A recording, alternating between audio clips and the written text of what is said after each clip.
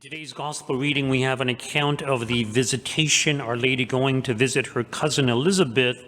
And notice how Elizabeth, as soon as she hears Mary's greeting, she is filled with the Holy Spirit. The child in her womb is filled with the Holy Spirit. She recognizes that Mary is the mother of the Messiah, that God incarnate dwells within her womb, is present within her womb. And this is why she says, "Blessed are you among women, and blessed is the fruit of your womb." So Mary went to visit her cousin, and she went with haste to visit her cousin out of charity, out of her great love for her cousin Elizabeth, understanding that in her old age she's having difficulties. It's difficult, for any woman when she's pregnant, especially as she gets close to the term for her child to be delivered. So she goes to her sister. She's filled with charity. And this is the attitude of Our Lady. Whenever she recognizes some need, she goes there. She goes to assist. She goes to bring Christ there, which is exactly what she does on this occasion of the visitation. Today we celebrate the feast of Our Lady of Guadalupe, and it's very similar to the visitation account that we just heard in today's gospel reading. So she goes to appear. She appeared to Juan Diego. If you recall, we just had his feast day just a few days ago. So she appears to Juan Diego, a Mexican just outside of Mexico City. And what's noteworthy is that historically, even though the Christians had tried to evangelize, they were not very successful. So the Aztec Indians kind of held to their traditions, which also included sacrificing their children in order to receive, or they were hoping to receive favors from their gods. So they would actually sacrifice their children. So horrible practice, not just killing the unborn, but killing children who are actually already born. And Our Lady appears to Juan Diego, and she tells him to go to the bishop, to tell the bishop that she wants a chapel built there so that all the people can come and venerate her, because she wants to show them her help, her compassion, her love, and her protection for those peoples. And of course, the bishop refuses to take him seriously and sends him away. So Juan Diego relates to Our Lady what happened, and she says, "Go and speak to him again," which he does. And once again, the bishop just dismisses him and says, if Our Lady is really appearing, I need some sign. I need like a miracle, a verification, a proof that she is really appearing.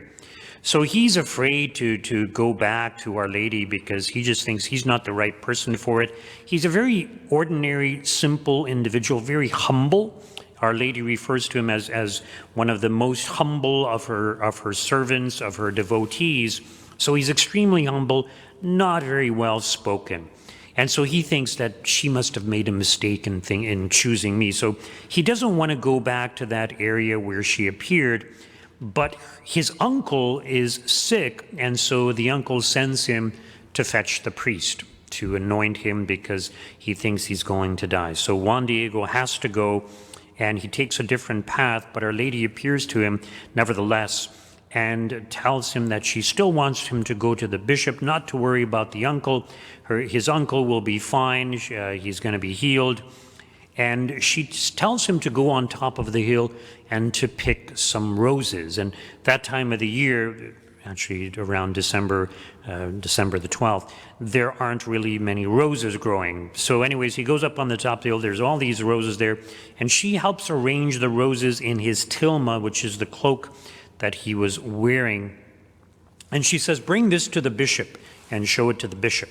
So I'm sure we all know the story, but it's worthwhile reflecting on it. So he goes to the bishop and lets down his tilma, and there's these beautiful flowers. They fall to the ground, beautiful roses. But there appears on his tilma, on his cloak, this beautiful image of what we now know as Our Lady of Guadalupe. And there's many interesting things associated with this image. Well, first of all, the bishop, he sees this image just appearing. It's not as if it's already there, it just appears. And so he's convinced that Our Lady is appearing.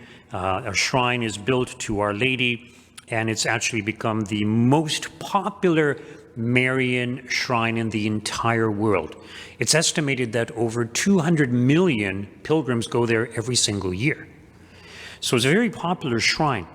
And also many miracles were associated with the image of Our Lady. In other words, people would be healed by coming into contact with it or having a devotion to Our Lady of Guadalupe. But there's many strange and unusual characteristics of this image. Scientists cannot explain how the colors, the pigmentation is on the cloth. And even though it's made from cactus fibers, it hasn't disintegrated. It's almost 500 years old. At one point, they made a replica of it using the same kind of material, and that replica disintegrated, within 20 years or something like that, so fairly quickly. But this has been around for nearly 500 years. There were various individuals, probably motivated by Satan, who wanted to destroy this image of Our Lady of Guadalupe. And so on one occasion, they put a bomb right in front of the picture. The bomb went off and all kinds of damage was done, but the image itself was not damaged. And on one occasion, somebody poured acid over it, and even that, it hardly left any mark on the image. So it's protected by God.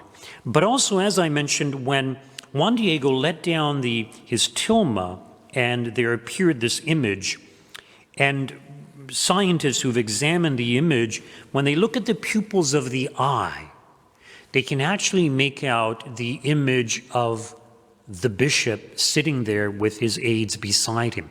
In other words, if you were to look into my eye, you would see a reflection of yourself. So it's as if Our Lady was standing there seeing the bishop, and that is captured on the pupils of her eye.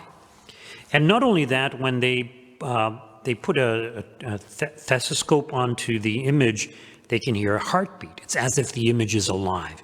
Not just one heartbeat, but two heartbeats. In other words, it's our pregnant lady, just like at the Visitation. She's bringing the Christ child to the Americas.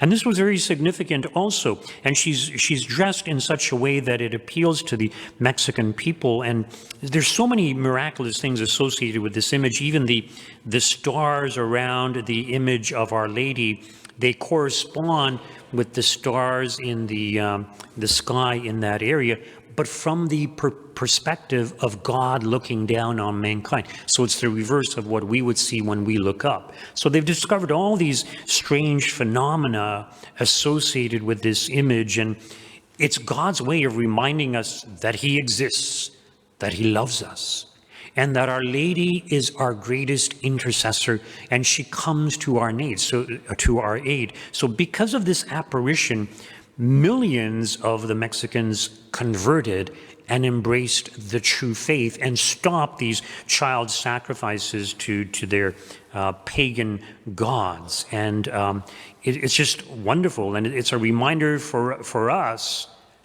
to ask Our Lady of Guadalupe to intercede for us. So she is the Queen of Mexico, and she is the patron saint of the Americas. And so she's our patron saint. And she's often been used as a pro-life image also, to promote pro-life, because it's the pregnant, it's Our Lady who's pregnant. And even the sash around her in the Mexican tradition, it indicates that she's a pregnant woman. So she brings Christ to us. And in today's first reading from the book of Revelation, there was mention of the Ark of the Covenant. And if you recall, in the Ark of the Covenant was some of the manna that God had provided for the Jewish people when they were in the desert, in the wanderings in the desert, as well as the remains of the Ten Commandments, the stones that had been broken, as well as the staff, Aaron's staff, or the staff that, Moses led the people with. So all of these things indicates the covenant of God, the covenant relationship, and there's significance. And the manna in the desert points to the Eucharist. The Ten Commandments points to the fact that the commandments are no longer written on stone, but they are written on our hearts. And the staff, of course, is that God is our guide. He's the one who guides us, but He also defends us with His staff, and He works miracles with His staff to guide us to heaven. And if you recall, the Ark of the Covenant was the place where God was most present to the Jewish people. And miraculous things would occur when people came close to the ark or the ark was close to them. But this ark is a foreshadowing of Our Lady, who is the true Ark of the Covenant, because within her, she carried God himself, God in person, God incarnate. And so when we draw close to Our Lady, we come close to Christ. So even though she has given birth to Christ, nevertheless, God dwells within her to the greatest degree, next to Christ, of course. So Christ is God, but God dwells within Our Lady more than in anyone else. And so when we draw close to her, or when she draws close to us, we cannot help but be exposed to the presence of Christ, the workings of the Holy Spirit. So just like Elizabeth and John the Baptist in her womb are filled with the Holy Spirit, when we draw close to Our Lady, we will be filled with the Holy Spirit. The Holy Spirit will inspire us to realize the truths of our faith and to help us to live those truths ever more fully. So let us have great recourse to Our Lady, especially on this feast day of Our Lady of Guadalupe.